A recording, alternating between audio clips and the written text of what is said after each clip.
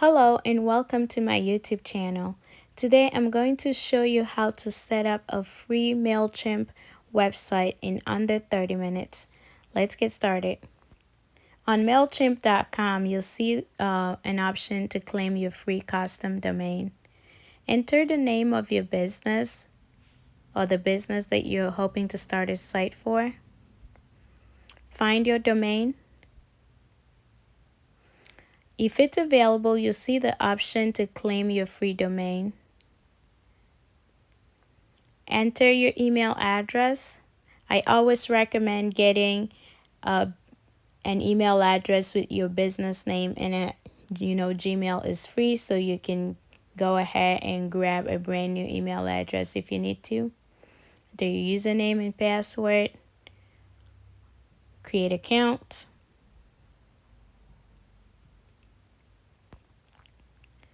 So here they're asking for some of your contact information. One of the good things about their free website is that it comes with free privacy, which basically means that your contact information would not be public information. Rather, it would show Mailchimp. So if you have a P.O. box, that's what I recommend. If you do not have a P.O. box, you may use your home address, which is completely fine because it would be private and not out in the public.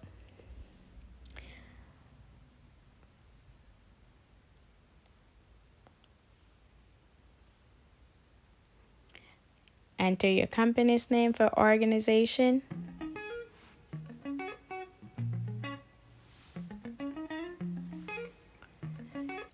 And it looks like you have to have a phone number, otherwise it would not let you proceed. Register domain.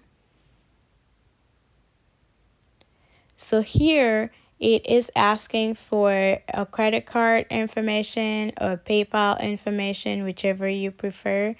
The domain is free and hosting your website is also free, but it's only free for up to 5 years. So they still need a card on file to also sort of verify that you are who you say you are. So you can use a credit card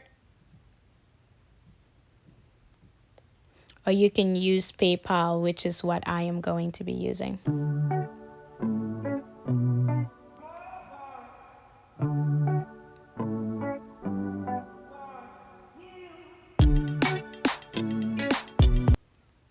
Once you're connected to PayPal, you can go ahead and click that claim your free domain. And it sends you an email, basically a verification email. So log into your email. I did notice that it also sent me a receipt, which states that my charges are $0. And then I went back and I had my verification email. So go ahead and click that. So here it's just making sure that the contact information that you entered originally is correct. And I'm not too worried about this because this isn't an official website. I will go back later and make some tweaks. So verify the information if it's correct. Please make sure it's correct before you do so. So now my website is ready to go. And it comes with a template that says coming soon. If you choose to, you can go ahead and publish that page while you continue to work on what you want your page to look like. So you can make some modifications to it if you want.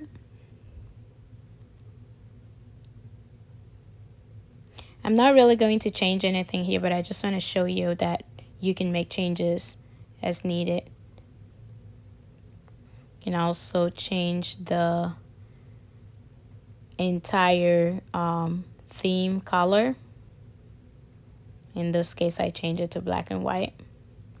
And then you can edit the words just by clicking into it.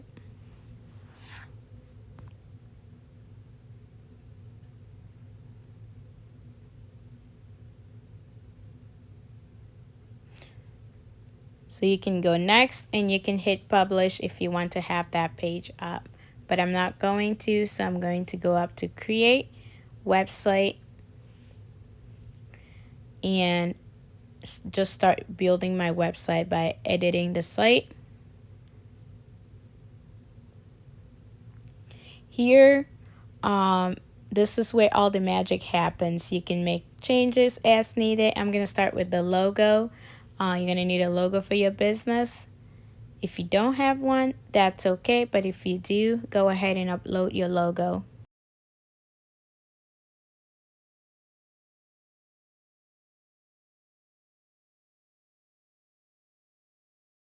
Now this logo would always show on the top of each page, and you'll see that later. Now you can change the overall colors of the pages, and this will carry over to each page that you create.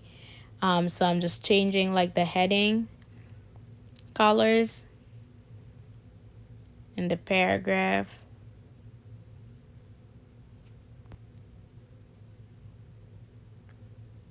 You can also change the font, but I'm not going to get into that. If you go over to pages, you see you only have the home page right now. You can click into it and you can make any changes that you want to this page. You can change the buttons, how they're shaped, really if you want it rounded or sharp. And you can change the colors as needed.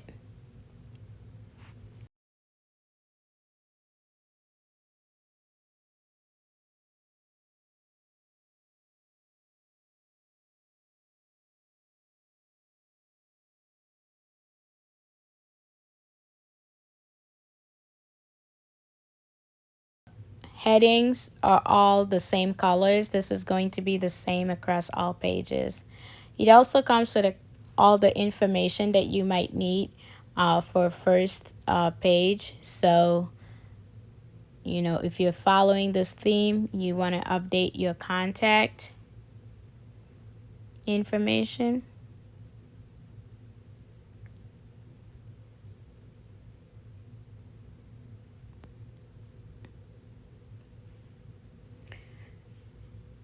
You can pretty much change anything by just highlighting it and typing over it, just like I did. Always make sure you save and close before you move on to the next part so that you don't lose anything. You can choose to add any other elements. So in this case, I picked the social media follow. So you can enter like your Facebook, Twitter, and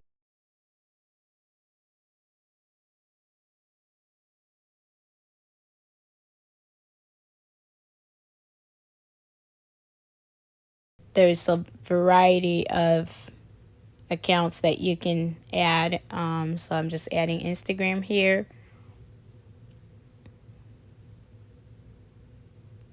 Make sure whatever you put in are actual functional links. There is nothing more annoying than people clicking on your website and getting errors. So here you can add another page because we only had the home page. Go ahead and call it whatever you want to call it.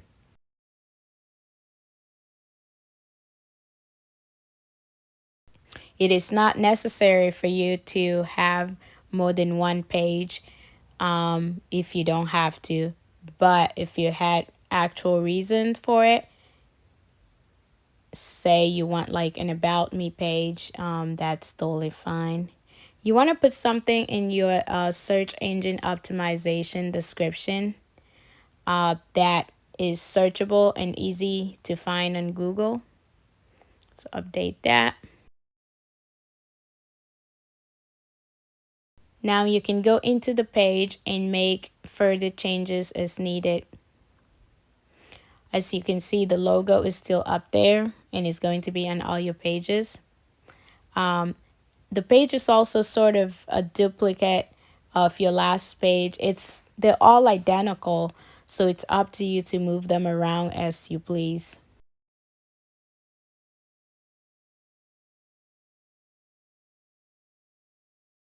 Again, same concept, highlight.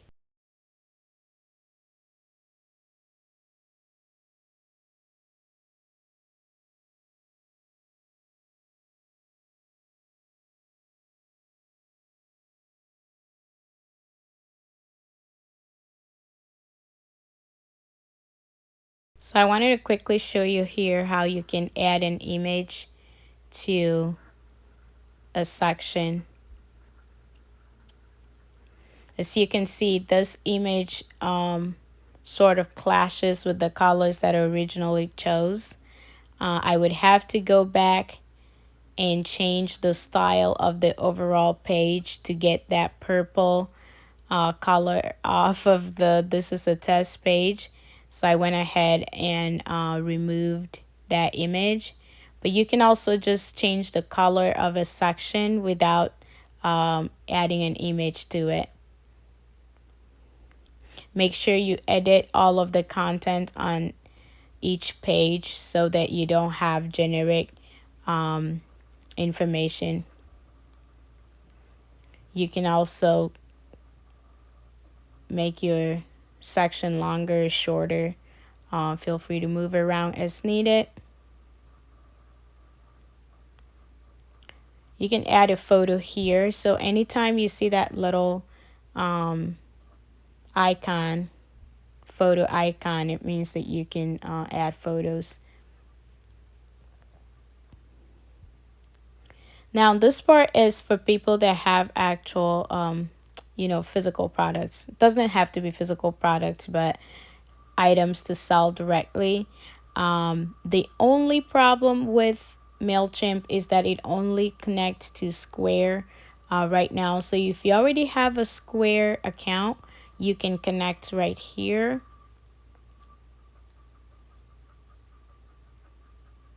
So now I have two pages. I have the home and I have order. I'm going to add a third page just for fun. I'm I'm going to call this one page 3. So creative.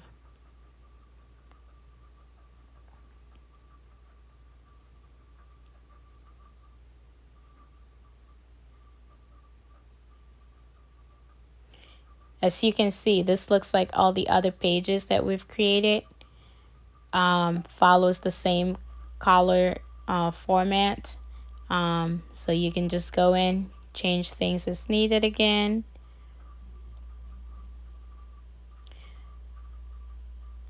Do not leave a page until you've saved and closed, so always remember to do that.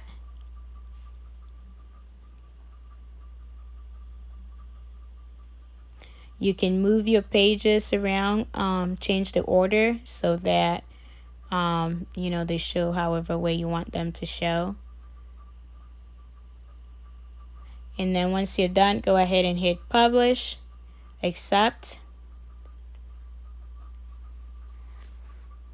And your website is basically live.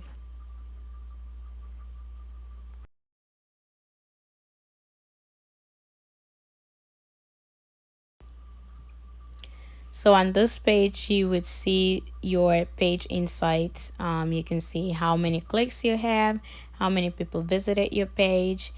You can unpublish here, or you can delete the entire website if you so choose it. This is what the website I created looks like. Remember, this is not a real website. It was really to show you how this works, and you can make it your own and move things around as you please. You can see my page, my 3 pages. And if you scroll all the way down, all these options were available when I was editing the page. So like I said, you want to always make sure that you fill all those out and don't leave any generic information.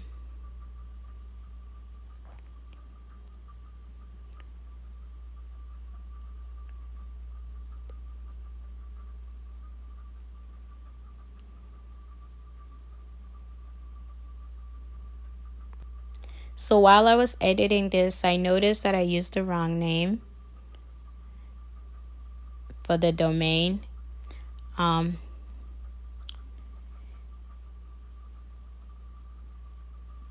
I went ahead and just deleted the entire website.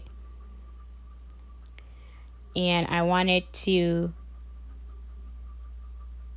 contact support to see if there is any way that they can fix the typo in that domain. I don't know if they can, but I wanted to show you what it looks like to contact Mailchimp. See how I wrote Southern Butter Bakery. Wow. Southern Butter Bakery, by the way, is a real thing. It's actually my friend's new business. So I went in and just hit the chat button, and immediately starts talking to me. A bot, that is.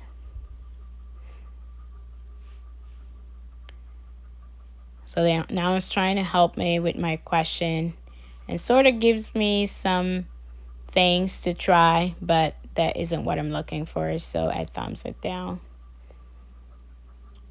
And then an option pops up to contact support. I selected that. And then it wants me to describe my problem again. Fine, I'll do it.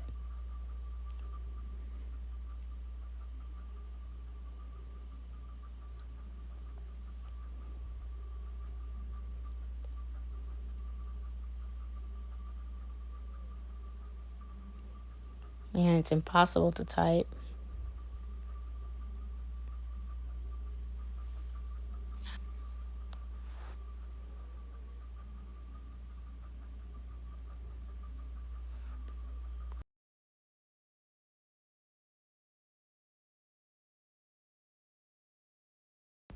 So then it asks what my contact email is. I just type that in.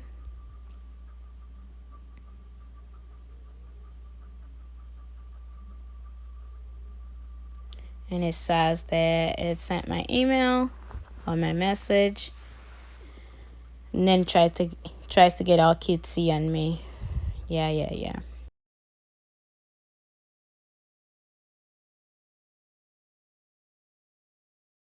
If you enjoyed that video, like, subscribe, and share with your friends.